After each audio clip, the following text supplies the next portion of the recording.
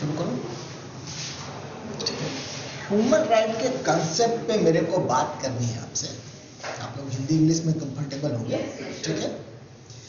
जब मैं ये बात आपसे कर रहा हूं तो आप उस पीढ़ी के रिसर्च स्कॉलर हो जब देश अपना अमृत महोत्सव स्वतंत्रता का मना रहा है। जो हमारा प्रणाली, जो हमारा लीगल सिस्टम है, जो हमारा शासन प्रणाली है और जिस पॉलिटिकल, सोशल, लीगल कल्चर में हम लोग बड़े हुए हैं, वो प्रणाली यूरोप से हमने ली है, ठीक है?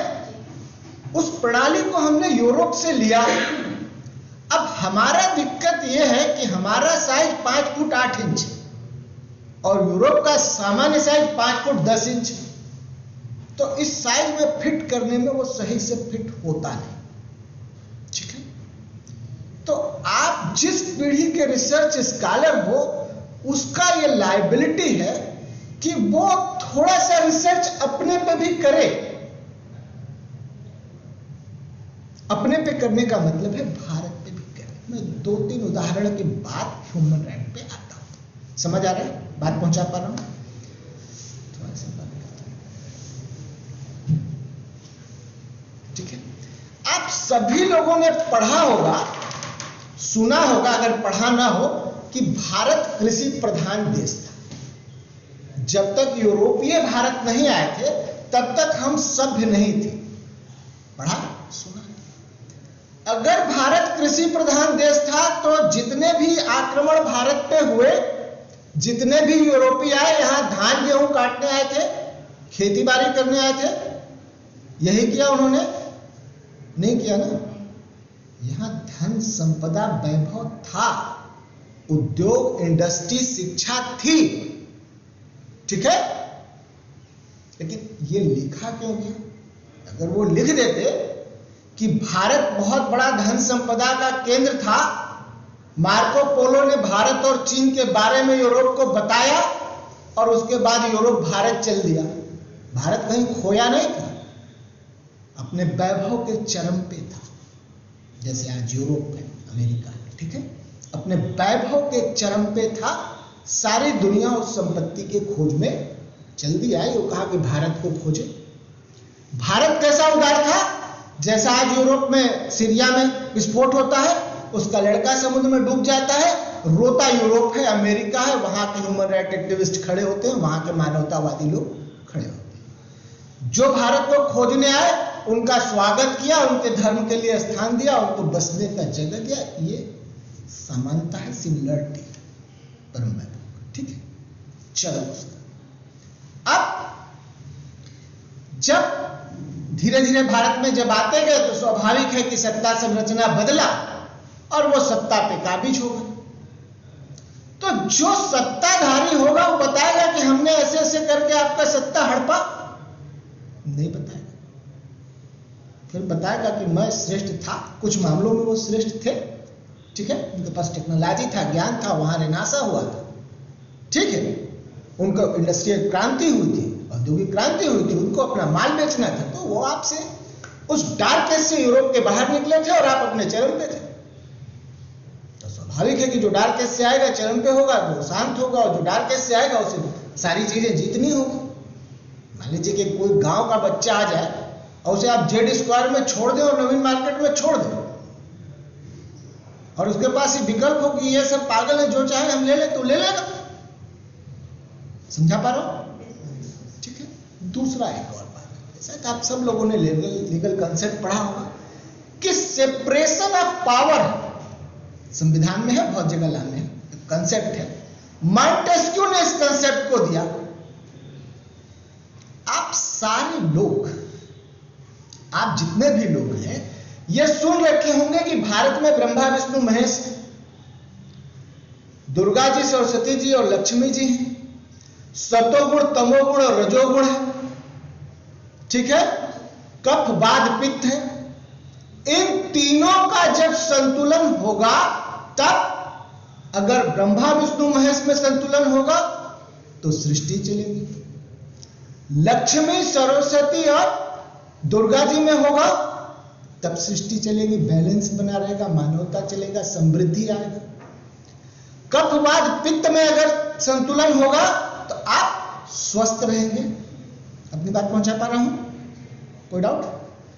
स्वस्थ रहेंगे, ठीक है। वैसे ही अगर आप में सतोगुण, तमोगुण, रजोगुण है, अगर इसका बैलेंस उपयोग करेंगे तो आप बेहतर जीवन जी सकते हैं।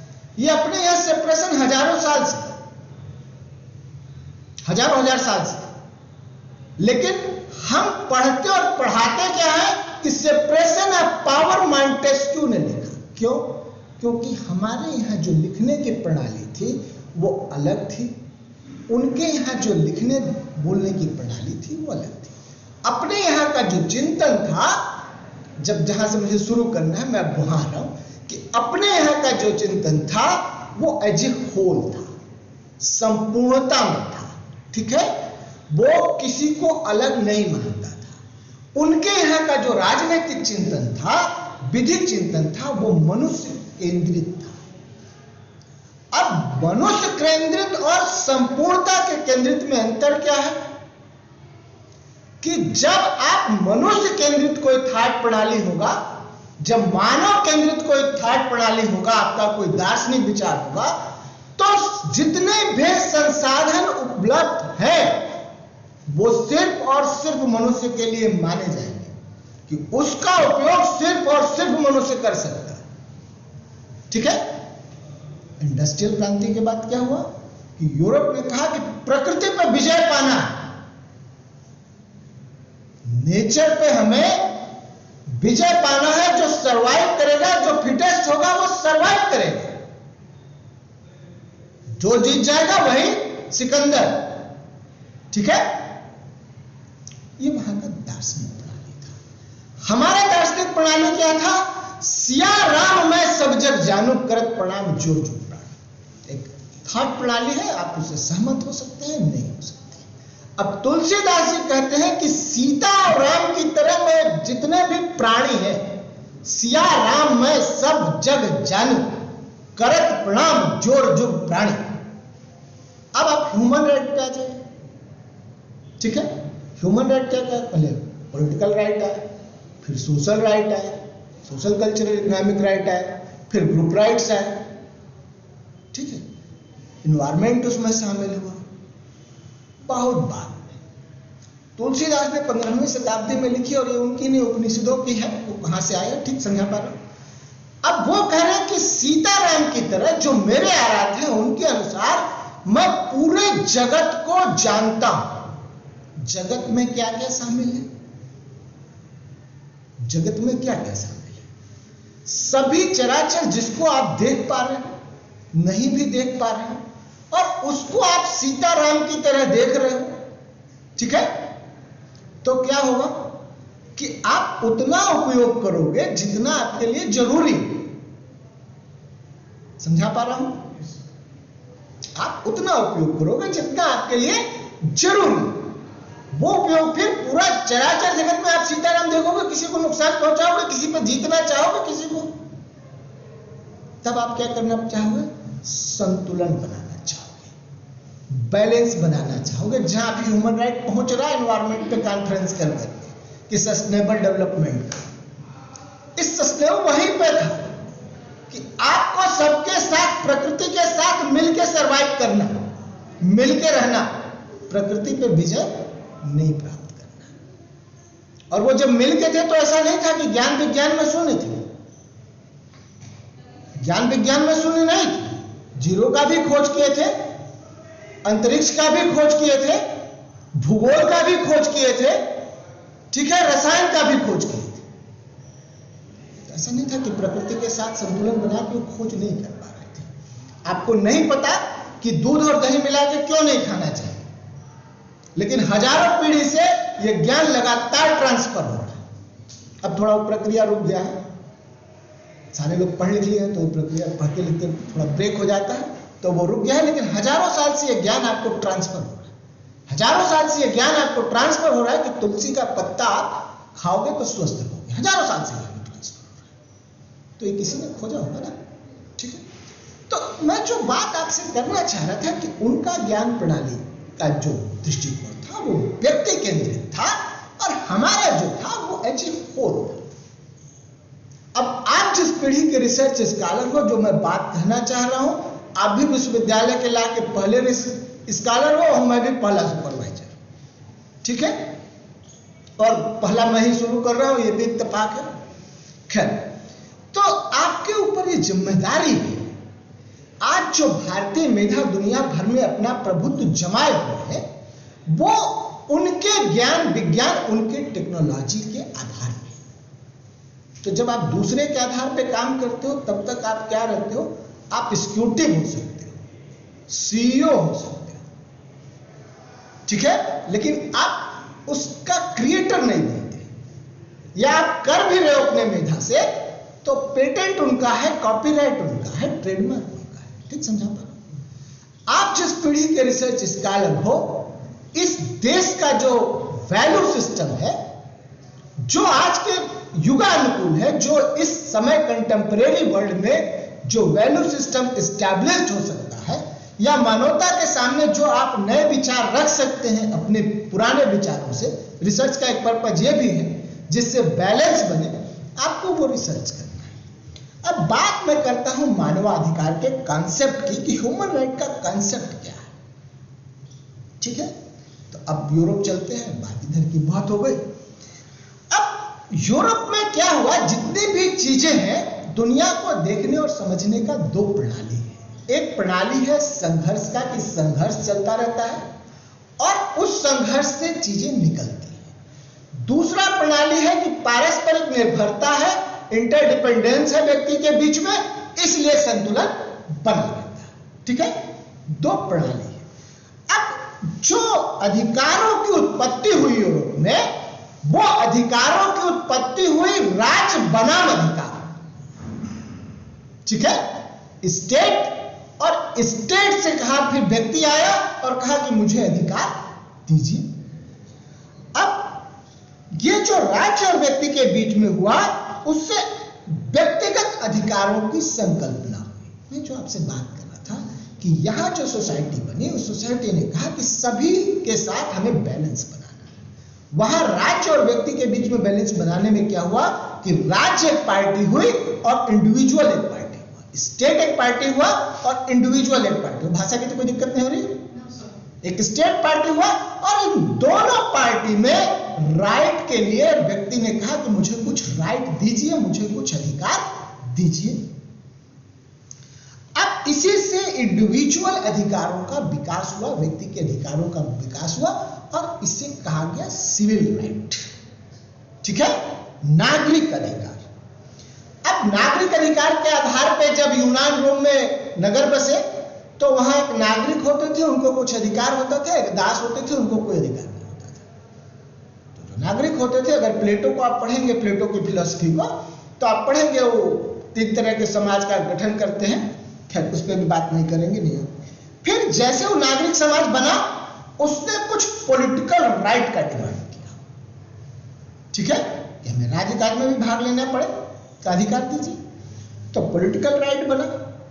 और जब नागरिक के पास पॉलिटिकल राइट आया, तो फिर जब सामान्य नागरिक का शासन प्रणाली में भागीदारी होगा, तो लोकतांत्रिक समाज का विकास होगा, डेमोक्रेटिक सोसाइटी बनेगी। अब जब डेमोक्रेटिक सोसाइटी बनने लगी, वेलफेयर के बारे में, पब्लिक वेलफेयर के बारे में सोचने लगी, तो सोशियो इकोनॉमिक राइट का जन्म हुआ, ठीक है, सामाजिक आर्थिक अधिकारों का जन्म। अब ये सारे अधिकार जो थे, किसको प्राप्त थे? नागरिक को। समझा पा रहा हूं कि जो नागरिक था उसको नागरिक अधिकार था, पॉलिटिकल राइट था, और सोशल वेलफेयर का भी जो काम था वो नागरिकों के लिए था। आप देखेंगे कि अमेरिकी संविधान बनता है, बहुत समय तक दासों के लिए कोई काम नहीं होता, ठीक है। प्राचीन यूनान में चले जाएंगे, वहां भी ऐसी स्थिति थी। और इन नागरिक अधिकारों के साथ क्या था कि इन नागरिक अधिकारों की सुरक्षा की गारंटी राज्य लेता था कि आपके अधिकार का हम सुरक्षा करेंगे। अधिकार आपके पास तभी जब उसके सुरक्षा की गारंटी कोई ले कि अगर इसका उल्लंघन होगा तो मैं इसे एक्जीक्यूट कराऊंगा, मैं इसे लागू कराऊंगा। अगर कोई लागू नहीं कराता है तो वो अधिकार भले आपके पास हो, जब तक स्टेट उस अधिकार को प्रोटेक्ट नहीं करता। स्टेट आया भी इसीलिए। अगर आप थ्योरी ऑफ स्टेट में जाएंगे, राज्य की उत्पत्ति के जितने भी सिद्धांत हैं, चाहे डिवाइन थ्योरी हो, चाहे सोशल कॉन्ट्रैक्ट थ्योरी हो, चाहे एवोल्यूशन, चाहे पावर का कंसेप्ट हो, ये सारे बताते हैं कि राज्य आने का एक ही कारण था कि व्यक्तियों के राइट को प्रोटेक्ट करना था। ठीक है, लेकिन मानव अधिकार के बारे में यूरोप में जब हुआ तो हुआ कि ये अधिकार व्यक्ति को नागरिक हो या ना हो, सिर्फ मनुष्य होने के नाते, सिर्फ वो मनुष्य है इस नाते उसको मानवाधिकार मिल जाए। ठीक है, और अगर आप इसके आधार पे देखेंगे कि सिर्फ मनुष्य होने के नाते आपको बहुत सारे अधिकार मिल जाते हैं, ठीक है, मिले, वो मानवाधिकार होंगे, तो मानवाधिकार का क्षेत्र नागरिक अधिकारों से विस्तृत हो जाएगा। ठीक है, उसका स्कोप बढ़ जाएगा। अब जो नागरिक अधिकार है उनका एक सीमा, उनका क्या है, एक बाउंड्री, लेकिन ह्यूमन राइट्स का कोई बाउंड्री नहीं। ह्यूमन राइट्स का कोई बाउंड्री नहीं। अब आप हमसे सवाल पूछ सकते हो, स्लाइड चल नहीं रही है, कि ये जो अधिकार विकसित हुए ये किस सोशल पॉलिटिकल जो नीड था सोसाइटी को, ठीक है, जो उस समय की आवश्यकता थी, सामाजिक आर्थिक आवश्यकता थी, राजनीतिक आवश्यकता थी, उसको कैसे ये पूरा करते थे। ठीक है, जितनी भी चीजें हैं उसके पीछे कुछ फोर्स काम करता है, कुछ शक्तियां काम करती हैं, उसी के आधार पे वो चीजें विकसित होती हैं, उसी के आधार पे उसका फिलॉसफी विकसित होता है। समझा पा रहा हूं? जैसे कृषि कानून आया, एग्जांपल देता हूं आपको, तो कुछ लोग उसके सपोर्ट में आए, कुछ लोग उसके विरोध में आए, और कुछ रियलिटी आया कि क्या वाकई में रियलिटी है एग्रीकल्चरल इंडस्ट्री का। ठीक है, अब उससे वो धीरे धीरे ग्रो करेगा। कानून आया, चला गया, ये बात अलग है, लेकिन वो जो प्रॉब्लम था उस प्रॉब्लम पे आगे भी काम होता रहेगा जिस भी फॉर्म में। तो जब ये प्राकृतिक अधिकार का उत्पत्ति हुआ, जब लोगों ने ये सोचा यूरोप में कि प्राकृतिक अधिकार है, जो प्राकृतिक अधिकार है कि मनुष्य है उसको नागरिक अधिकार मिले, तब यूरोप में डार्क एज समाप्त हो गया था। अभी मैं डार्क एज पे चर्चा करूंगा, क्योंकि ह्यूमन राइट क्या है, परिभाषा क्या है, लक्षण क्या है, कितने प्रकार के हैं, ये LLB से LLM तक आपने पढ़ के थक गए। ठीक है, और सुनते सुनते ह्यूमन राइट फैशन का बहुत बड़ा केंद्र है लाभ। तो प्राकृतिक अधिकार जब है, तो यूरोप में जब प्राकृतिक अधिकार का चिंतन हुआ तो उसके दो भाग हुए। एक वो थे जो चर्च को सपोर्ट करते थे, एक वो थे जो राज्य को सपोर्ट करते थे। दोनों में क्या डिफरेंस था आगे बात करेंगे, तब बात करेंगे। तो प्राकृतिक अधिकार डार्क एज के समाप्त होने के बाद जो वहां इंडस्ट्रियल रिवोल्यूशन हो रहा था, बाजार उभर रहा था, मार्केट सिस्टम जब वहां उभर रहा था, मार्केट सोसाइटी बन रहा था, वो नैसर्गिक अधिकार उसको सपोर्ट कर रहे थे। समझा पा रहा हूं? अपनी बात पहुंचा पा रहे? फिर क्या हुआ कि जो नागरिक अधिकार थे, प्राकृतिक अधिकारों में से कुछ अधिकारों को नागरिक अधिकार का जब मान्यता दिया स्टेट ने, तो उससे क्या हुआ, पॉलिटिकल राइट का जन्म हुआ और एक संवैधानिक शासन प्रणाली का जन्म। समझा पा रहा हूं कि एक कॉन्स्टिट्यूशनल गवर्नमेंट का, एक संवैधानिक शासन प्रणाली का, कुछ शासन प्रणाली पे कुछ लिमिट।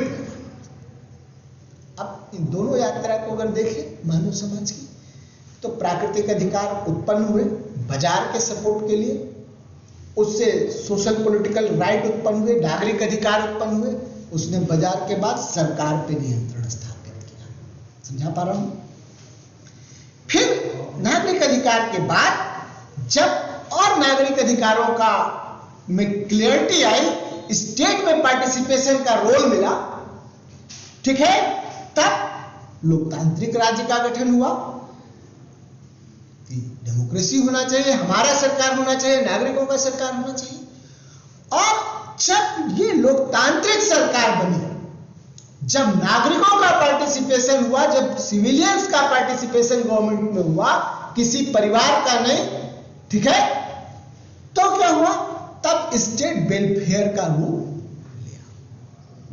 तब स्टेट में क्या परिवर्तन हुआ कि पहले स्टेट में क्या हुआ, पहले अधिकारों का मान्यता हुआ, बाजार बना। बाजार जो है अधिकारों को सबसे ज्यादा प्रोटेक्ट करने वाला संस्था।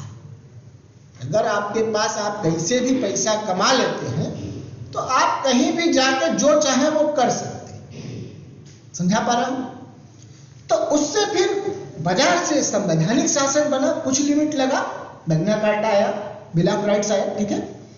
फिर लोकतांत्रिक सरकारें बनी, और जब लोकतांत्रिक सरकारें बनी, नागरिक वहां पहुंचा तो स्टेट वेलफेयर का काम करने लगा। फिर लोक कल्याणकारी राज्य बना, और इससे लोक कल्याणकारी राज्य बनने के बाद जो मनुष्य की कठिनाई थी, जो मानवता की कठिनाई थी, उसको सॉल्व करने के लिए मानवाधिकार नाम का एक मानवाधिकार का नाम दिया गया, और एक ह्यूमन वर्ल्ड ऑर्डर, मानवीय समाज या मानवीय व्यवस्था बनाने का प्रयास किया गया, ठीक है। कि थॉट प्रणाली में कभी बन नहीं पाया। जब ईश्वर ने संसार बनाया और उसके अकॉर्डिंग आज तक बन नहीं पाया, तो किसी दार्शनिक प्रणाली के अनुसार बनेगा नहीं, ये कॉन्फ्लिक्ट चलता रहेगा, ठीक है। लेकिन एक मानवीय व्यवस्था बनाने का प्रयास ह्यूमन राइट के माध्यम से।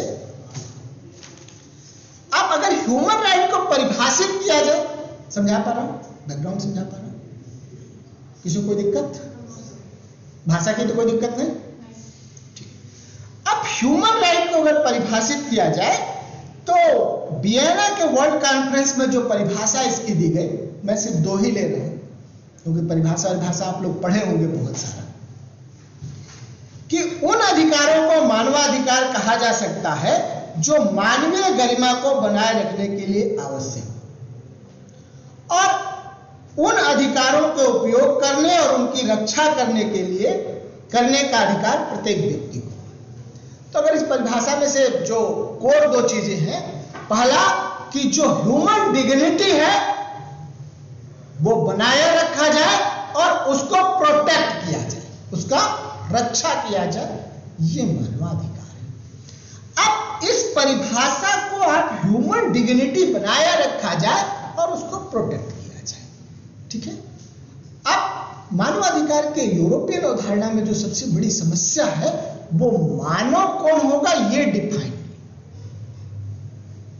ठीक है। तो एक जो आईएस वाले मार दिए गए उनका नाम मैं भूल रहा हूं, किसी को ध्यान है, जो अपने को खलीफा घोषित किया था आईएस के, नहीं ध्यान है, अबू बकर साहब आईएस।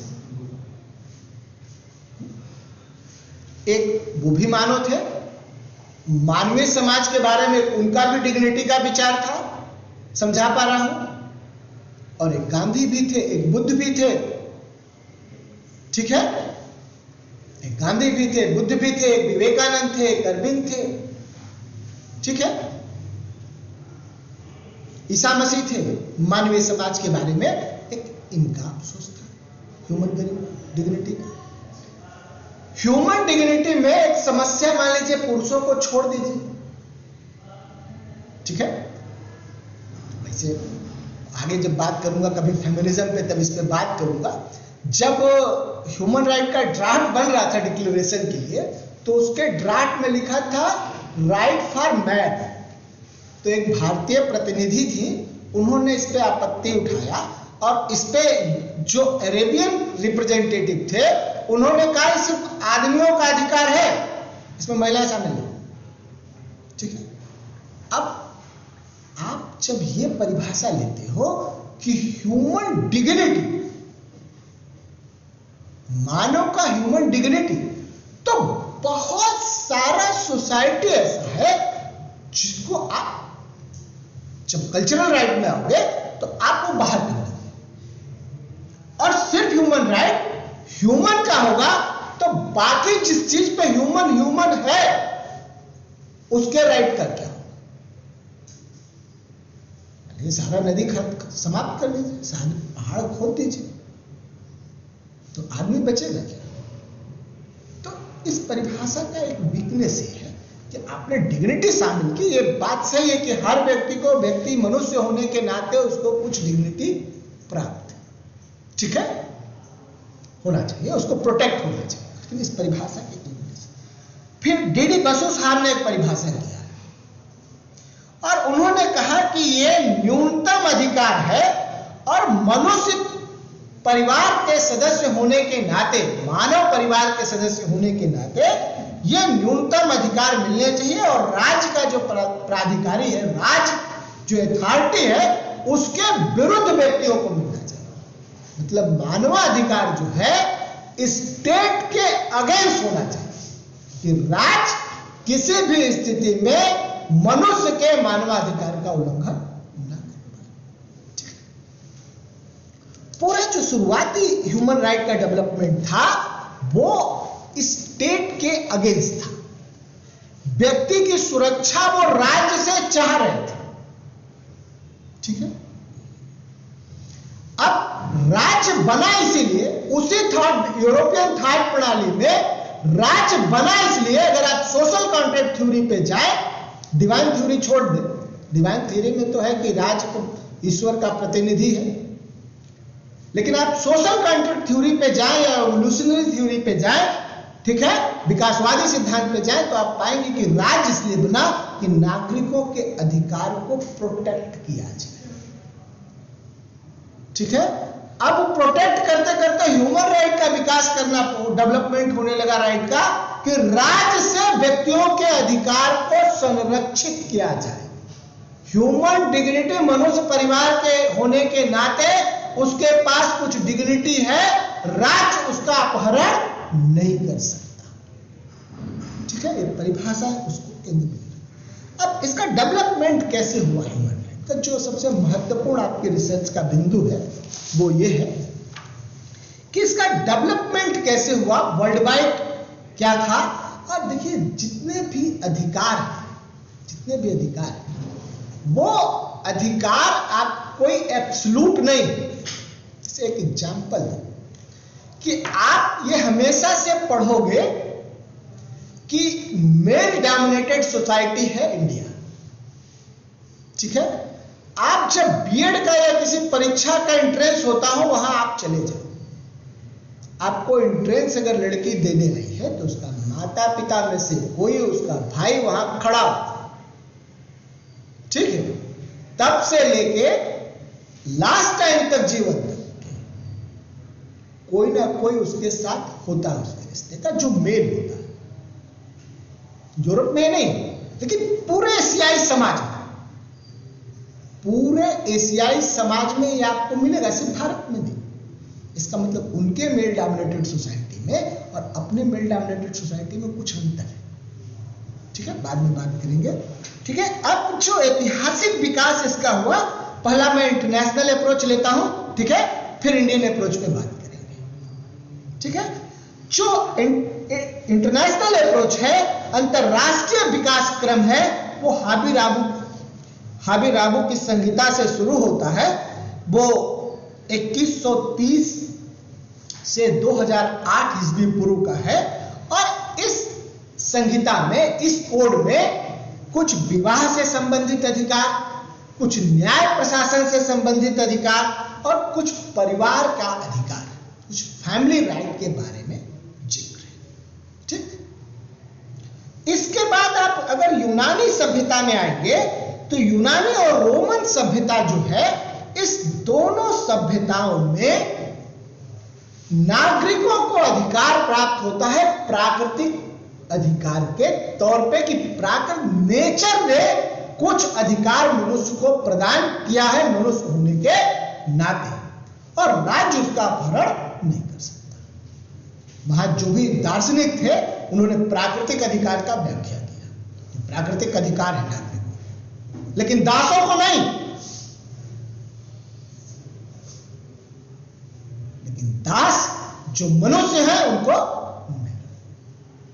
ठीक है, उस समय का अगर पढ़ेंगे, में पढ़े होंगे, उसमें मैं ज्यादा बात करूंगा तो दिक्कत हो जाएगी। यूनानी और रोम में क्या था कि जब यूनान में प्राकृतिक अधिकार को बहुत ज्यादा यूनानी चिंतकों ने खोला नहीं, ठीक है, ओपन नहीं किया। लेकिन जब रोमन चिंतक आए तो उन्होंने, हालांकि यूनान और रोम में बहुत अंतर नहीं, दोनों का लगभग कंटेम्परेरी, जैसे अगर आज एशियाई, पूर्वी एशियाई देशों का बात हो तो बहुत सारा चीजें आपका भारत का मिलेगा, क्योंकि बॉल कल्चर यहीं से गया।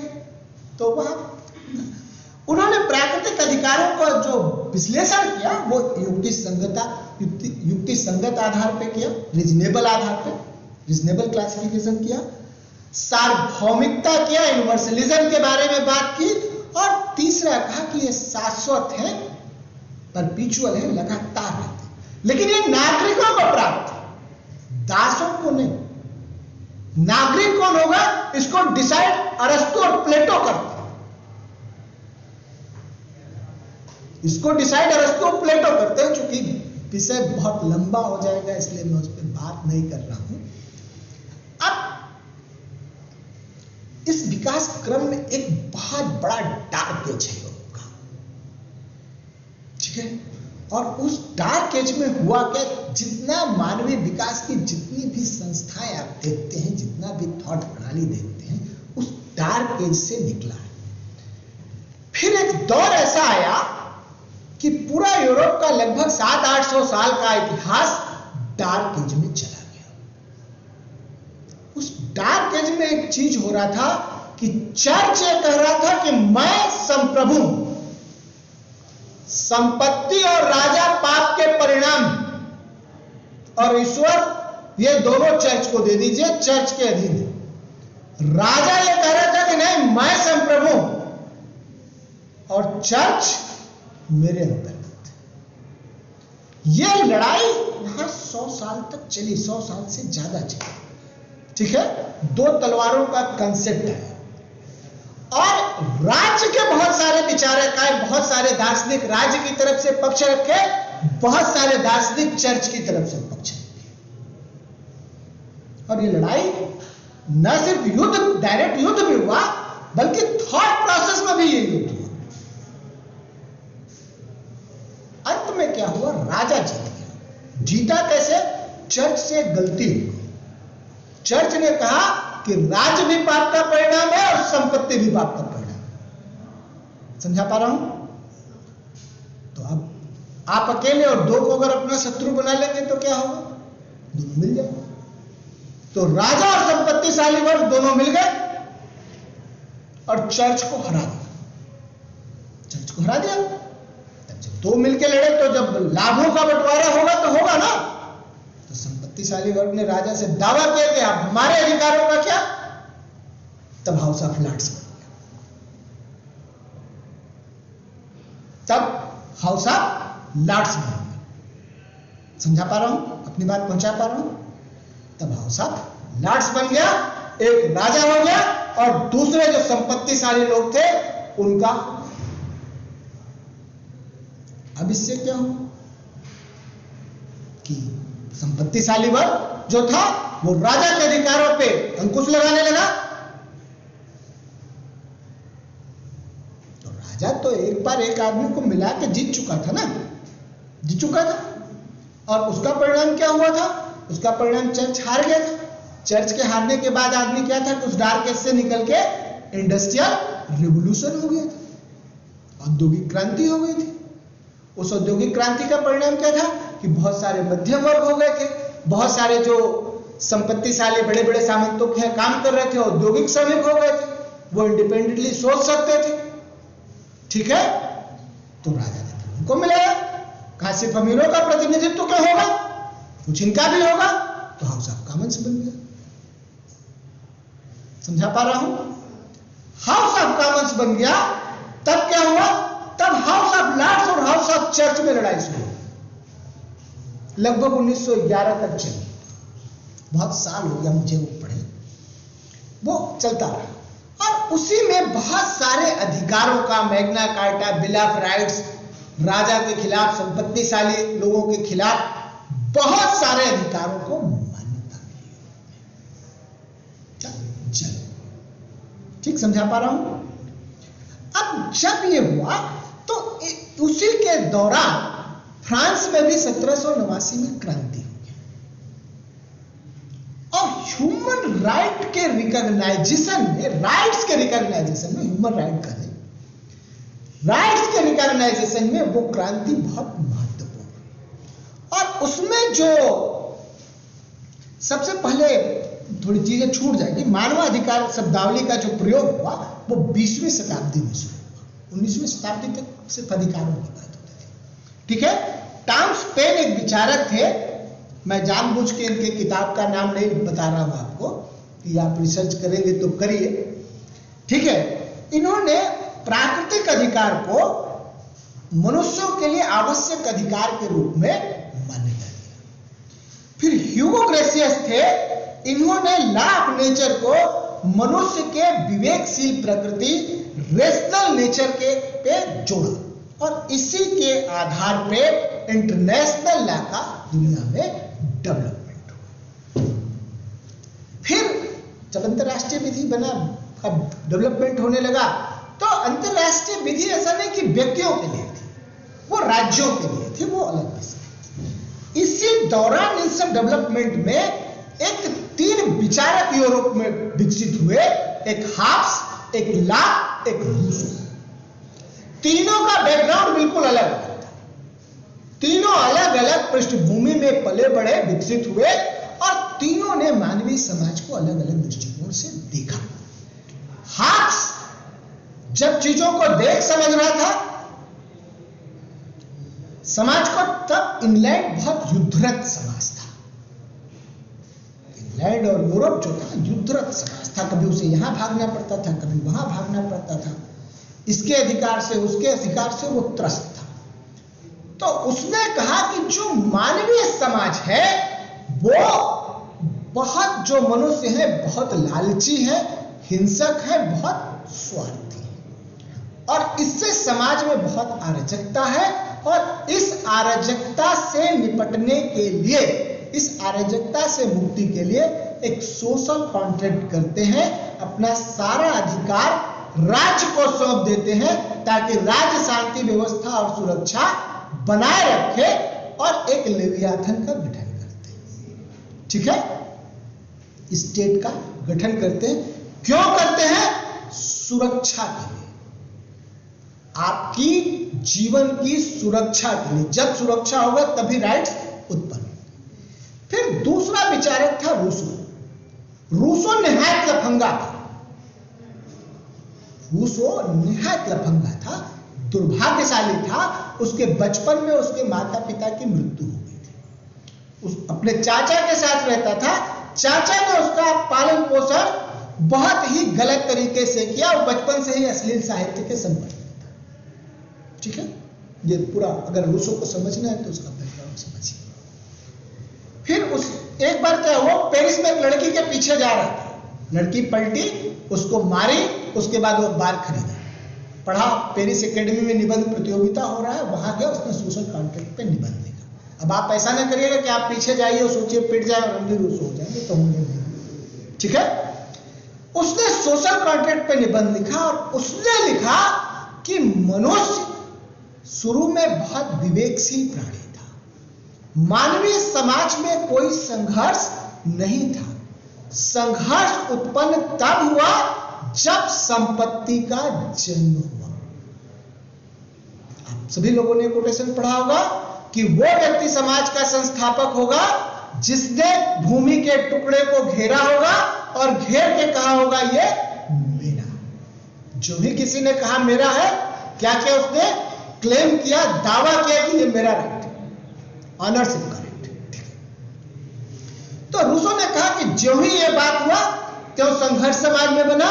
फिर व्यक्तियों ने समझौता किया, राज्य बनाया और राज्य बनाने के साथ अपने सारे अधिकार सौंप दिए। 3 अधिकार अपने पास, जीवन के, संपत्ति के और सुरक्षा के। कि आप जीवन और संपत्ति और सुरक्षा के साथ राज्य कोई भी समझौता, राज्य से उनका कोई भी समझौता नहीं था। राज्य इसमें कोई आफत लाता है, राज्य का जो सत्ता है वो एब्सोल्यूट नहीं है, पूर्ण नहीं है, उस पे ये 3 लिमिटेशन है। वो व्यक्ति के जीवन को नहीं समाप्त कर सकता, उसकी संपत्ति को नहीं समाप्त कर सकता। ठीक है। तीसरा जो विचार हुआ वो लाख के समय तक गौरवपूर्ण क्रांति हो गई थी, ग्लोरियस रेवोल्यूशन हो गया था। ठीक है। बड़ी शांति से हाउस ऑफ लॉर्ड्स से सत्ता निकल के हाउस ऑफ कॉमन्स में चली गई थी। तो लॉक ने कहा कि मनुष्य विवेकशील है, शांति प्रिय है, हिंसक नहीं है, और कुछ अव्यवस्था उत्पन्न हो गया था, उसकी वजह से उसने समझौता किया और उसने भी 3 अधिकार अपने पास रखे, जीवन, संपत्ति और सुरक्षा। ठीक है।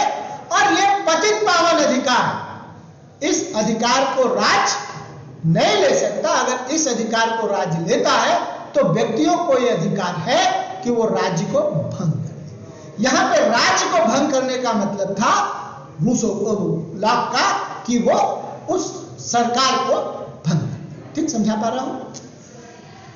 अब अगर आप ये तीनों चीजों को रूसों को समझेंगे तो आप 2-3 निष्कर्ष निकाल सकते हैं। पहला कि जो समझौता हुआ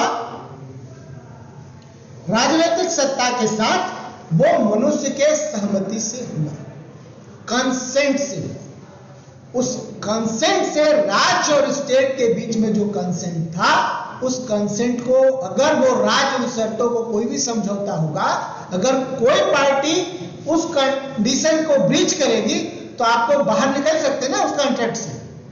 समझा पा रहा हूं? तो अगर राज्य उस समझौते का उल्लंघन करती है तो नागरिक उससे बाहर जा सकते हैं। ठीक है। नंबर 2, सरकार का मुख्य काम है आपके राइट को प्रोटेक्ट करना, आपके अधिकारों को प्रोटेक्ट करना, उसको सुरक्षा प्रदान करना। और तीसरा है कि जो अधिकार है, जो प्राकृतिक अधिकार हैं आपके, वो सत्ता की सीमा को, वो अधिकार जो आपके हैं वो सरकार के सीमा को, सत्ता के सीमा को निर्धारित करते हैं कि इसके आगे आप नहीं जा सकते। अब अगर इस पूरे अधिकारों के डेवलपमेंट को देखा जाए तो क्या इस प्राकृतिक अधिकार को मानवाधिकार माना जा सकता है कि यही प्राकृतिक अधिकार मानवाधिकार है? तो इसमें 2 समानता है। ठीक है। स्लाइड चलता तो हम बेहतर तरीके से उसे और देख पाते। 2 समानता है, प्राकृतिक अधिकार और मानवाधिकार। दोनों को रीजन का उत्पत्ति माना जाता है, तर्क बुद्धि का उत्पत्ति माना जाता है कि मनुष्य रेशनल है, विवेकशील है, और विवेकशीलता के आधार पर प्राकृतिक अधिकार और मानवाधिकार दोनों विकसित हो रहे। समझा पा रहा हूं? बात पहुंचा पा रहा हूं? अब हमें तो तर्क पे ही सबसे बड़ी समस्या मेरी ये है कि मुझे तर्क पे बिल्कुल भरोसा नहीं, क्योंकि मनुष्य का जो तर्क है वो अलग अलग हो सकता है। ठीक है। और उसका कोई लिमिटेशन नहीं। जैसे मान लीजिए अगर आप दहेज का कानून जो संसद ने 1961 में पास किया और डोमेस्टिक वायलेंस एक्ट जो 2005 में पास किया, दोनों के संसद का डिबेट आप पढ़ेंगे तो उतने समय के भी मानवीय यात्रा में, जैसे दहेज के बन रहे 1961 में बन रहे कानून में कुछ लोग उसके खिलाफ बोले थे, लगभग उसी तरह का parliamentary debate domestic violence act के समय भी, शब्द बदल गए, इंटेंशन नहीं बदले। समझा पा? तो अब चूंकि ये प्राकृतिक विधि विवेक पे निर्भर है, तो विवेक एक ओसामा बिन लादेन का भी था, पढ़ा लिखा आदमी था, विवेकशील व्यक्ति था, और एक विवेक महात्मा बुद्ध का भी था। मैंने जो शुरू में आपसे बात कही थी कि मानवाधिकार को जब यूरोप परिभाषित करता है तो मनुष्य को परिभाषित नहीं करता। सिर्फ हाथ, पैर, आंख, नाक, कान होने से कोई मनुष्य हो जाता है? जो भी मनुष्य मानव परिवार का सदस्य है उसको मान लिया जाए। उसामा बिन लादेन भी थे, अबू बकर बगदादी भी थे, ठीक है, जो हिटलर को भी मान लीजिए जो उन्होंने किया, जोनोसाइड करा दी लोगों का, ठीक है। खैर, दूसरा जो कहते हैं कि प्राकृतिक अधिकारों की तरह जो मानवाधिकार है वो भी अविच्छेद्य है, आप अपने से अलग नहीं कर सकते उसको। मानवाधिकार से आप ये नहीं कर सकते कि हमें मानवाधिकार चाहिए ही, स्टेट हमारा जान ले ले, कह सकते हैं। आप किसी को कंसेंट दे सकते हैं कि आप मेरे हत्या कर दो, दे सकते हैं? नहीं दे सकते ना। आप मृत्यु का डिमांड भी नहीं कर सकते स्टेट से कि अब हम बीमार हैं, मरने वाले हैं, हमको मार दिया जाए, तब भी नहीं कर सकते, ठीक है। इसका अधिकार जो आपका है उसको अलग नहीं किया जा सकता। प्राकृतिक अधिकार को भी मानवाधिकार, ठीक है। और मानवाधिकार भी एब्सोल्यूट राइट है, ठीक है। प्राकृतिक अधिकार भी एब्सोल्यूट है, पूर्ण अधिकार। और ये नॉन ट्रांसफरेबल, ये जो है नॉन ट्रांसफरेबल है। ऐसा नहीं कि आप अपना अधिकार दूसरे को ट्रांसफर कर सकते हैं, क्योंकि उसके पास खुद का, उसके पास अपना मानवाधिकार है, आपके पास अपना मानवाधिकार। इन दोनों समानता के बावजूद भी जो इंडस्ट्रियल रेवोल्यूशन है, प्राकृतिक अधिकार इंडस्ट्रियल रेवोल्यूशन को, औद्योगिक क्रांति को सपोर्ट करने के लिए प्राकृतिक अधिकारों का कंसेप्ट विकसित हुआ, ठीक है। जैसे अभी आपको एकदम लेटेस्ट एग्जांपल देता हूं। अभी कोई लड़का गिरफ्तार हुआ था, किसी हीरो का नाम भूल रहा हूं मैं, आर्यन खान, ठीक है। जब वो गिरफ्तार हुआ, आप सारे मीडिया का सर्वे कर डालिए, Hindi media, English media, print media, ठीक है, सोशल मीडिया, बहुत बड़ा पक्ष उसके समर्थन में खड़ा हुआ। मैं सही गलत क्या था मुझे नहीं मालूम, बहुत सारा पक्ष वानखेड़े के समर्थन में खड़ा हुआ था, ठीक है। अब जब कोई व्यवस्था आता है तो लोग उसके पक्ष में खड़ा होते हैं, तर्क देते हैं। जैसे कृषि कानूनों के पक्ष में तर्क दिए, विपक्ष में तर्क दिए। तो जब इंडस्ट्रियल रेवोल्यूशन हुआ, औद्योगिक क्रांति हुआ, तो उसको लोग चाहिए थे, काम करने वाले।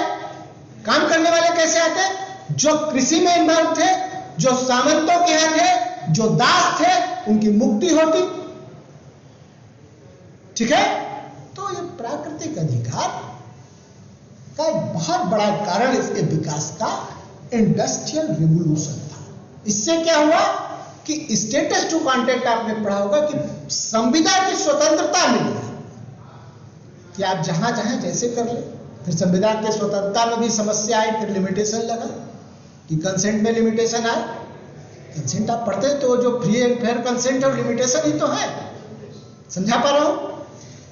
अब उसके बाद बहुत बड़ी समस्या 1919 से लेके 1945 के बीच, जब 1919 क्या उसके पहले से 19वीं शताब्दी में बहुत बड़ी समस्या यूरोप में आई, जो वो आई सत्ता के वैधता की। चर्च राज्य से राज्य निकला, राज्य पे लिमिटेशन के लिए, औद्योगिक क्रांति को सपोर्ट के लिए प्राकृतिक अधिकारों का कंसेप्ट विकसित हो गया, ठीक है। बड़े बड़े दुनिया में व्यापार शुरू हो गए, बड़े बड़े उपनिवेश बन गए। बात पहुंचा पा रहा हूं।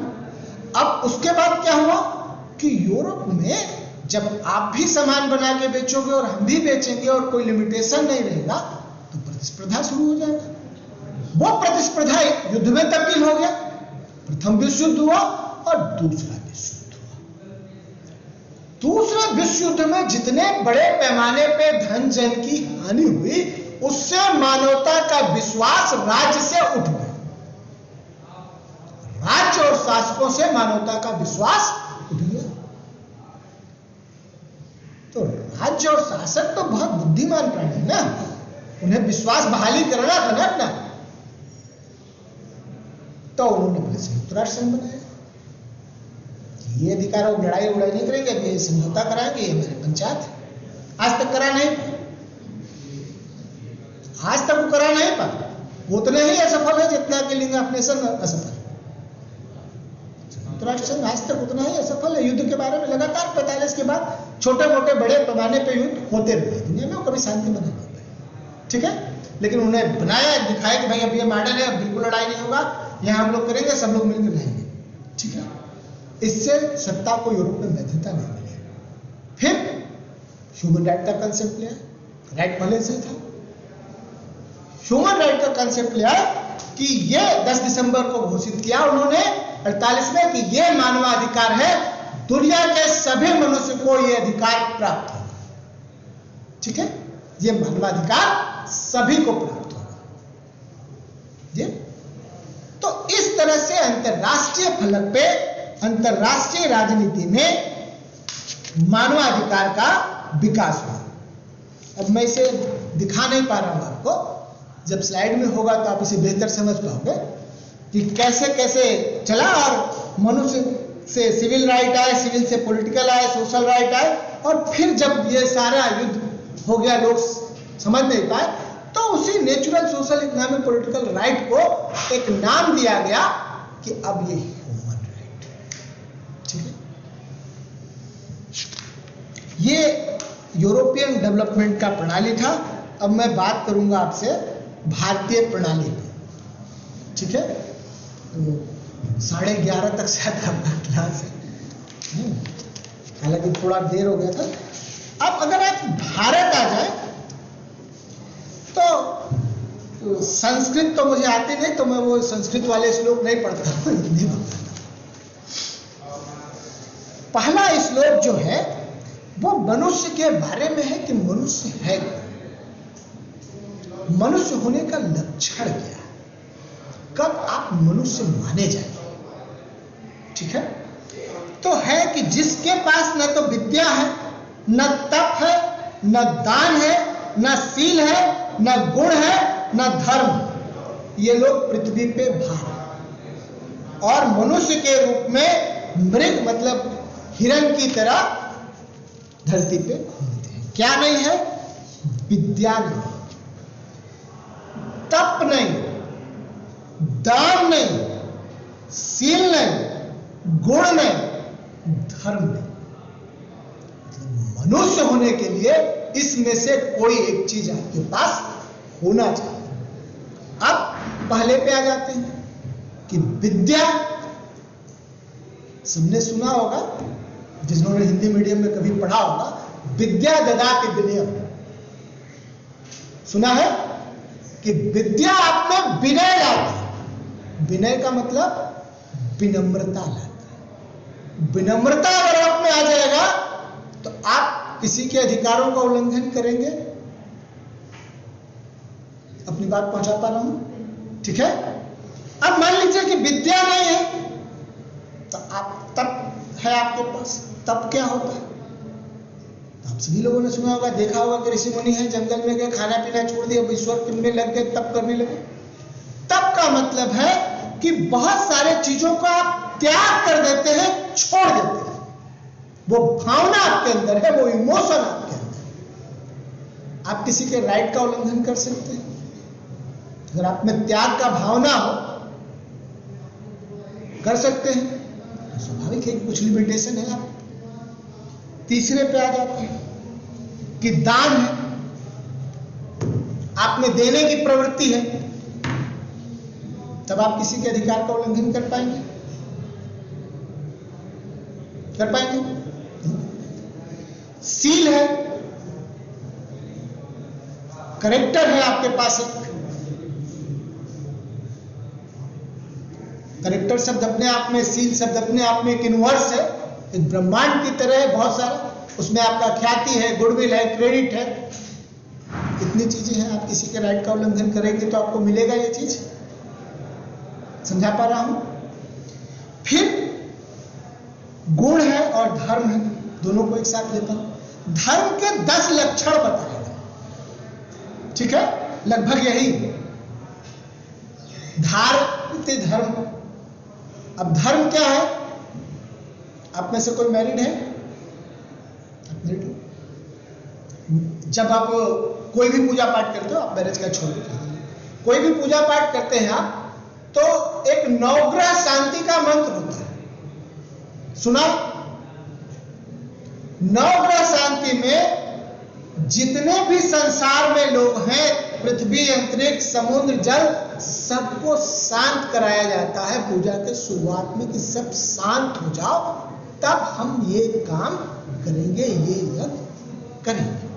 तो ये क्या है कि जो भारतीय दृष्टिकोण है, जो भारत ये एज ए होल संपूर्णता को शामिल करता है कि जब सब शांत रहेंगे, औषधि भी शांत, जल भी शांत, अंतरिक्ष भी शांत, पृथ्वी भी शांत, तभी हम शांत रहेंगे। अगर इसमें से किसी के राइट का उल्लंघन हुआ तो कोई शांत नहीं रहेगा। ओजोन परत में अगर छेद हो गया तो सारा वनस्पति से लेकर व्यक्ति तक प्रभावित हो जाएगा। पहुंचा पा रहा हूं अपनी बात? ये थॉट प्रणाली था, ये देखने का विजन था। अब हमारे सामने हुआ क्या कि हमने तो पढ़ा कि भारत कृषि प्रधान था, ये सोच नहीं पाए कि वो अगर खेती करने आए थे यहां, लेकिन बहुत सालों तक भारत में जो भी विद्वान होते थे वो वही विद्वान के रूप में रिकॉग्नाइज होता था जिनको उनके विश्वविद्यालयों से डिग्री मिलता, उनको बुलाया जाता या एक्सेप्टेंस होता। जिनका नहीं होता, मान लीजिए बहुत लिख रहे हैं तब भी उनका एक्सेप्टेंस नहीं था तो वो डी रिकॉग्नाइज कर दिए जाते। लेकिन आप ऐसे पीढ़ी में हैं कि उन विद्वानों का, उन मूल्यों का, उन चीजों के बारे में वो जो अपने थे उसको आज के युग के अनुकूल, आज के परिस्थिति के अनुकूल, मानवता के अनुकूल कैसे वर्णन किया जा सकता। ठीक है, एक श्लोक आपने और भी सुना होगा, परहित सरिस धर्म नहीं भाई, पर पीड़ा संग नहीं देना। ठीक है, कि जो परहित है, दूसरे का जो हित है उसके करने के अनुसार कोई धर्म नहीं, उसके इंटरेस्ट को प्रोटेक्ट करना ही सबसे बड़ा धर्म है। तो जो व्यक्ति, जिस व्यक्ति में, जिस समाज में ये भावना होगा कि हमको दूसरे के हितों भलाई का भी ध्यान रखना है, वहां राइट का उल्लंघन होगा नहीं। ठीक है, यूरोप में राइट्स कैसे है? स्टेट के विरुद्ध, मार्केट के लिए। समझा पा रहा हूं? यहां राइट्स इसलिए नहीं आता। राइट आपके पास आ ही नहीं, आपके पास ड्यूटी आ रही है कि आपको परहित का ध्यान रखना। ठीक है, फिर क्या हुआ? फिर अगर आप गोस्वामी तुलसीदास को लेंगे, मेरा तुलसीदास में बहुत आस्था है और बहुत दिनों तक मेरी उनसे बड़ी नाराजगी थी। तो पढ़ते पढ़ते जब वो रामायण सीरियल आ रहा था तब मैं शायद 9th-10th का विद्यार्थी था, तब से लेके डिग्री एजुकेशन तक रामचरित्र, राम के बारे में बहुत सारा चीज पढ़ा। उसके बाद मेरा उस पर थोड़ा विश्वास बढ़ा। तो वो कहते हैं, सिया राम मैं सब जग जानू, करत प्रणाम जोर जोर प्राणी। संपूर्ण जगत को कैसा मानते हैं? अपने आराध्य की तरह, जिनकी मैं आराधना करता हूं और मैं सबको प्रणाम करता हूं। जब ये भावना आप में आ जाएगा, जब आप इस आधार पे चीजों को देखते हो, जो हमारा थॉट प्रणाली था, जो हमारा दार्शनिक प्रणाली था, वो संपूर्ण चराचर विश्व को एक मानता था और एक मान के चीजों को सोचता था। दूसरा एग्जांपल देता हूं आपको कि क्षितिजल पावक गगन समीरा, पंच तत्व बना शरीर। उन्होंने कहा कि शरीर जो है क्षिति, जल, पावक, गगन और समीर से मिलकर बना। प्रकृति के 5 जो तत्व है, हवा, पानी, धरती, आकाश, जमीन, इससे बना और इसमें संतुलन होना चाहिए। तभी आप कहते हैं कि जल देवता है, वायु देवता है, अग्नि देवता है, अन्न देवता है। ठीक है, इसलिए आप कभी भी अग्नि अगर आपको बुझाना हो, आप गंदा पानी डाल के बुझाएं। आज किसी को देखा है कि गंदा पानी डाल के आप बुझाते हो? नहीं मिलेगा। अब थोड़ी चीजें, चूंकि हम उससे कटते जा रहे हैं। किसी को आपने देखा है कि अनाज फेंकते हो, बना हुआ वो खाना कोई फेंकता नहीं फेंकता। क्योंकि हमारा जो थॉट प्रणाली था वो इसलिए नहीं कि हम संपन्न हैं, इसलिए कि उस पे हमारा ही अधिकार नहीं है, उस संपत्ति पे हमारा अधिकार नहीं। सारी चीजों को प्रोटेक्ट करते हुए चलना। जहां यूरोप में मानवाधिकार जो था वो व्यक्ति केंद्रित था, मनुष्य केंद्रित है उसका थॉट प्रणाली, वहां भारत में एज होल। एक और मंत्र आपने सुना होगा, सर्वे भवन्तु सुखिनः सर्वे सन्तु निरामया, कुछ और आगे है भद्रे, मतलब कि सभी मनुष्य स्वस्थ हो, सभी निरोग हो, और उसमें वनस्पति और सारी चीजें धीरे धीरे आगे मंत्र में शामिल हो जाती। ठीक है, तो जो मानवाधिकार के बारे में एक सोच, एक व्यक्तियों के बारे में एक संपूर्णता के साथ ये थॉट प्रणाली, भारतीय दार्शनिक प्रणाली ये मानती थी कि जो विचार है वो मनुष्य इंडिविजुअल नहीं, वो अकेले नहीं रह सकता, उसको संपूर्ण जगत के साथ एज ए होल रहना, रहेगा तभी उसका अस्तित्व। तो वो इस तरह से सोचती है। अब अगर भारतीय दृष्टि को देखें तो वेद, उपनिषद, बुद्ध, महावीर, गांधी, रामकृष्ण परमहंस, विवेकानंद, सबको आप देखेंगे तो कुछ आप कॉमन चीजें निकाल सकते हैं। ठीक है, विवेक, धर्म, सहनशीलता, स्वतंत्रता, आचरण की शुद्धता। ठीक है, बाकी आप समझ लीजिएगा, मैं आचरण की शुद्धता, एक वो कहते हैं हर जगह की आचार व्यवहार आपका सही होना चाहिए। ठीक है, आचार व्यवहार अगर आपका सही होगा तो आप किसी के राइट का उल्लंघन कर पाओगे। समझा पा रहा हूं, अपनी बात पहुंचा पा रहा हूं। बहुत सामान्य सूत्र है कि आप अपना आचार व्यवहार सही रखिए।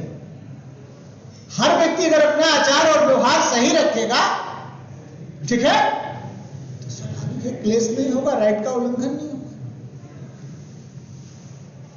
फिर आगे बढ़ता है, अहिंसा, मृदु व्यवहार, निर्लिप्तता, सत्य और करुणा। इसमें आपको निर्लिप्तता समझने में कठिनाई हो रही होगी, खैर दूसरा शब्द उपयोग करना कि संसार जो है भ्रम है, माया। ठीक है, इस संसार में आप हैं, आपका कुछ जीवन का लक्ष्य है, आपको वो प्राप्त करना है, और वो भौतिक लक्ष्य नहीं, भौतिक आध्यात्मिक दोनों लक्ष्य उससे जुड़ा हुआ है। ठीक है, समझा पा रहा हूं। आप फिर क्या करते हैं, निर्लिप्त भाव से काम करते हैं। जब हमारा है ही नहीं तो हम क्या करेंगे। अगर आप में भावना आता बहुत कठिनाई से, जैसे मैं आपको एक उदाहरण देता हूं कि जो भारतीय जीवन प्रणाली था उसको 4 भागों में डिवाइड किया गया था। ब्रह्मचर्य की अवस्था, गृहस्थ की अवस्था, वानप्रस्थ और संन्यास। 25 साल तक विद्या अध्ययन किए, 25 साल के बाद गृहस्थ आश्रम में आए, और गृहस्थ आश्रम में आए तो सिर्फ ये नहीं कि अपना गृहस्थी चलाए, आपको समाज को चलाना, सारा सोशल ऑब्लिगेशन आपके ऊपर। और जो ही आप 50 से ऊपर के हुए, वो अपना राइट ट्रांसफर करना शुरू कर देंगे अपने बच्चों, और राइट ट्रांसफर करने की प्रक्रिया 25 साल, ताकि वो मैच्योरिटी के पोजीशन में पहुंच जाए। और 75 साल के बाद आप ट्रांसफर करके निकल लेंगे, चाहे जितना भी वैभव आपके पास हो। अगर ये आप अपना लोगे तो किसका अधिकार का उल्लंघन कर पाओगे? नहीं कर पाओगे। ठीक है, ये जो पूरी प्रणाली थी, ये प्रणाली किसी संघर्ष के बारे में नहीं सोचती थी कि राज्य से व्यक्ति के अधिकारों का संघर्ष है, ठीक है, मार्केट से संघर्ष है, इसके बारे में नहीं सोचती थी। ये प्रणाली सोचती थी कि सभी एक दूसरे पे पारस्परिक रूप से निर्भर हैं, अन्योन आश्रित, सभी का एक दूसरे से आश्रय सभी को मिलता, कोई इसमें अकेले नहीं रह सकता। समझा पा रहा हूं? अगर वनस्पतियां खत्म हो जाए, व्यक्ति रह सकते हैं, व्यक्ति खत्म हो जाए, वनस्पतियां रह सकती हैं? नहीं रह सकती, दूसरे तरह के जीव जंतु उत्पन्न होंगे। ठीक है, आज जो जीव जंतु है वो पारस्परिक निर्भरता से उत्पन्न हुए हैं, एक दूसरे की जरूरत को पूरा करते हैं। तो इसी चीज को भारतीय थॉट प्रणाली पारस्परिक निर्भरता के बारे में बात करती है, और वो व्यक्ति केंद्रित नहीं, ह्यूमन सेंट्रिक नहीं, वो एज ए होल, वो नेचर के साथ कनेक्ट करती है। हमें स्वेटर पहनने का जरूरत क्यों? कोई और प्राणी मात्र है संसार में मनुष्य को छोड़ के जो स्वेटर पहनता हो ठंडाने पे, ध्रुवों से लेके यहां तक नहीं पहनता।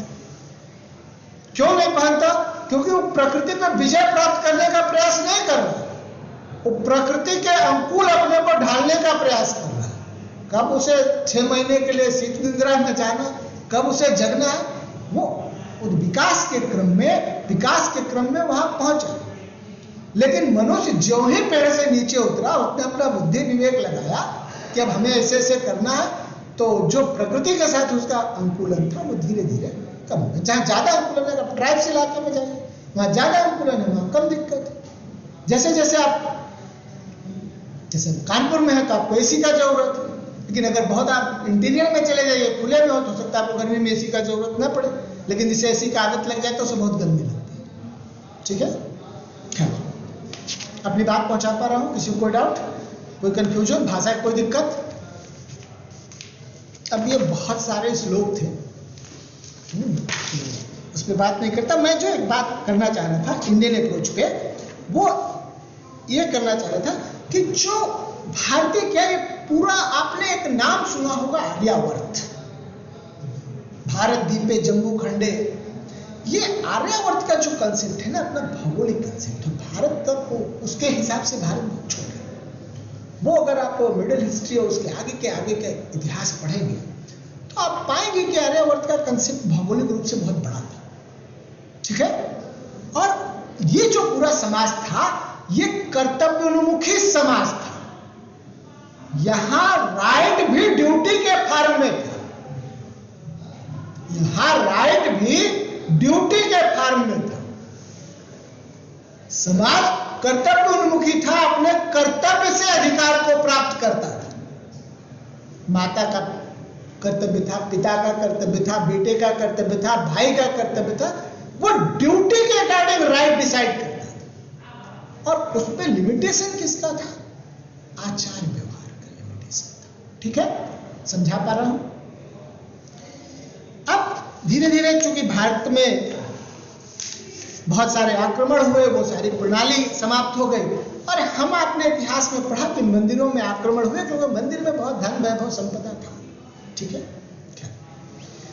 सिर्फ धन वैभव संपदा नहीं था, सारे पुजारी भ्रष्ट नहीं थे, वो भारतीय ज्ञान विज्ञान और शिक्षा के केंद्र भी थे। वहां शिक्षा के केंद्र भी थे, शिक्षा भी दी जाती थी। ठीक है, वो सारा नष्ट हो गया। तो जब नष्ट हो जाता है तो स्वाभाविक है कि आपके पास कुछ अधकचरी जानकारी जो बचेगी, एक पीढ़ी से दूसरी पीढ़ी ट्रांसफर होगी, तो बहुत सारा अपना प्रणाली में वो दिक्कत आए, जिसे आप रिसर्च करके दूर कर सकते हैं। अब ह्यूमन राइट के जनरेशन पे जो महत्वपूर्ण बात आपको करना है, जनरेशन पे नहीं, थ्योरी पे, कि जो ह्यूमन राइट के संदर्भ में, मानवाधिकार के संदर्भ में 5 तरह का थ्योरी दुनिया में विकसित हुआ। ठीक है, या सिद्धांत विकसित हुए, और पहला जो थ्योरी है वो है liberal theory of human right. ठीक है, liberal theory of human right, उदारवादी सिद्धांत, मानवाधिकार का उदारवादी सिद्धांत।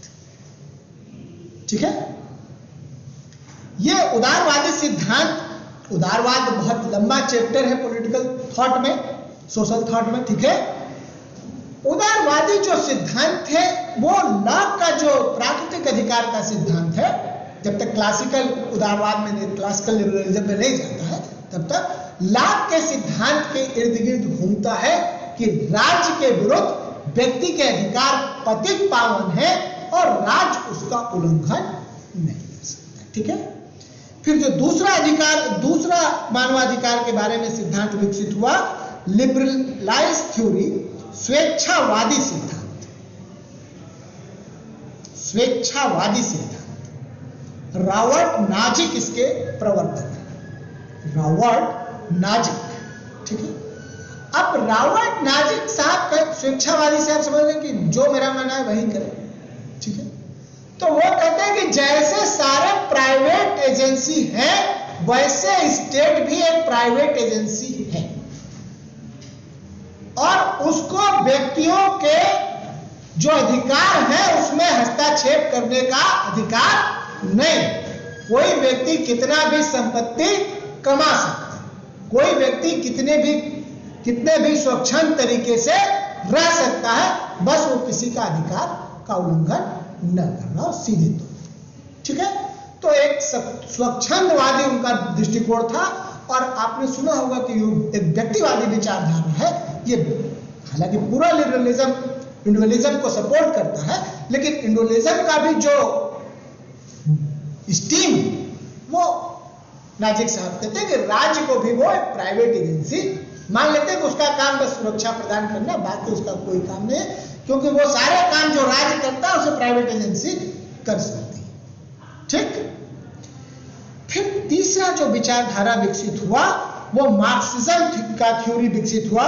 मार्क्स और लेनिन के आधार के थॉट के आधार पे ह्यूमन राइट का डेवलपमेंट हुआ। इसे Marxist theory of human right कहते हैं। मार्क्स और लेनिन का जो मूल विचार था वो ये था कि जो मानव जाति है इसमें वर्ग संघर्ष, इसमें क्लास कॉन्फ्लिक्ट, और इस क्लास कॉन्फ्लिक्ट में एक वर्ग शासक है और एक वर्ग शासित। ठीक है, और जो शासक वर्ग है वो शासित वर्ग का शोषण करता है और जो शासित वर्ग है उसको दास कैपिटल में कहते हैं, जब मैंने सोचा था किताबों का नाम नहीं लूंगा।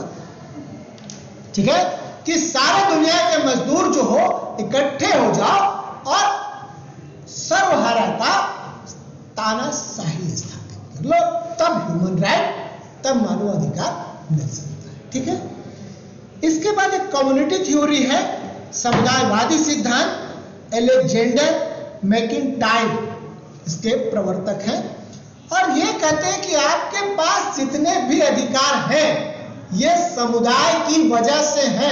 आपका जितना भी डेवलपमेंट है वो समुदाय की वजह से है। समझा पा रहा हूं कि आपके पास जो अधिकार है, गरिमा आपको क्यों चाहिए? दूसरे लोग आपको गरिमा के साथ, आप अकेले रहिए, गरिमा की कोई जरूरत है? आप जब भी अकेले हो जाते हैं, आप ना इज्जत की ना उसकी उसको कोई, जो दूसरे से इंटरेक्ट करते हैं तब आप चाहते हैं ना कि हमारा कुछ इज्जत हो। ठीक है, अब इज्जत होता है कि नहीं मुझे नहीं मालूम, जब से आनंद के लिए होने लगा है तब से मेरा इस पे से विश्वास उठ गया। ठीक है, ये कहते हैं कि जो भी मनुष्य के पास राइट्स हैं, जो भी उसकी उपलब्धियां हैं, वो कम्युनिटी से आता है, समुदाय से आता है। ठीक है, और इस आधार पे मानवाधिकार को कम्युनिटी सेंट्रिक होना चाहिए, समुदाय के सेंट्रिक होना चाहिए, समुदायवादी होना चाहिए। इसके बाद जो अंतिम सिद्धांत है वो है feminist theory of human right.